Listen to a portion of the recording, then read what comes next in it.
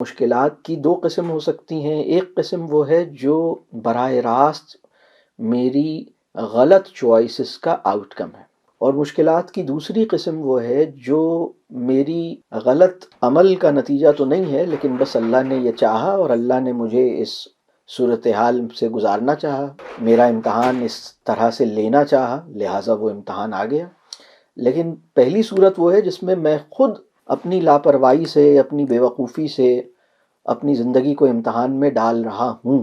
تو جب بھی زندگی میں کوئی بڑی مشکل آئے یا چھوٹی مشکل بھی آئے تو آپ کو یہ سوچنا چاہیے کہ اس مشکل کے آنے میں میری چوائسز کی خرابی کا ہاتھ تو نہیں ہے۔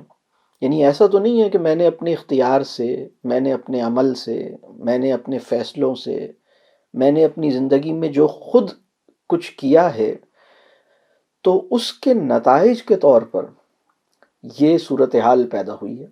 یہ مشکل جو ہے یہ میرے اپنے ہاتھ کی کمائی ہے، میں نے ایسی حرکتیں کیں اور آج نتیجے کے طور پر یہ مجھے دیکھنا پڑ رہا ہے۔ دوسری بات یہ ہے کہ مشکلات ویسے بھی آتی ہیں۔ اللہ کے وہ بندے جو بہت عزیز ہوتے ہیں اللہ کو، یا اللہ کے وہ بندے جو رسول اللہ صلی اللہ علیہ وسلم سے محبت کرتے ہیں، ان کی زندگی میں مشکلات آتی ہیں۔